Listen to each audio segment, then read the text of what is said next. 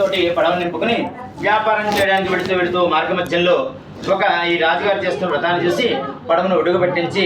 రాజుగారికి అనేక రకాలైనటువంటి ధన సంపత్తి ఉంటుంది కదా, ఒక రాజ్యమే ఆయనకు ఉంది కదా, ఇంకా ఏం కోరుకుందని ఈ యొక్క వ్రతం చేస్తున్నాడు ఈయన అని ఆలోచించుకుంటూ తర్కించుకుంటూ రాజుగారి దగ్గరికి వెళ్ళి, ఓ రాజా, నీకు ఈ యొక్క రాజ్యమే ఉంది కదయ్యా, అడున్నప్పుడు నువ్వు ఏ కోరిక మేరకు ఈ యొక్క వ్రతం చేస్తున్నావు, ఈ వ్రతానికి అధిదేవత ఎవరు, చేయడానికి కారణం ఏమిటో అడిగేటప్పటికీ ఆ రాజుగారు చెప్తున్నారు, పోయి ఎంత రాజ్యం ఉంటే ఉందయ్యా, ఎంత డబ్బు ఉంటే ఉంది, పిల్లలు లేరయ్యా, నాకు ఆ సంతానం కోసం ఈ యొక్క వ్రతం చేస్తున్నానయ్యా అని చెప్పేసి వ్రతం చేసేనే విధానం కూడా చెప్పాట. ఆ విధానం చెప్పేటప్పటికి అయితే ఆ యొక్క విధానం చెప్పిన తర్వాత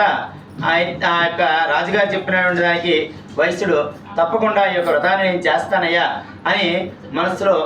ఆ యొక్క వ్రతాన్ని చేసుకుంటానని చెప్పేసి ఆయన చెప్పేటప్పటికి రాజుగారికి వ్రతం చేసి అక్కడ ప్రసాదాన్ని తీసుకుని అక్కడి నుంచి బయలుదేరి వెళ్ళాట. ఏమైందండి?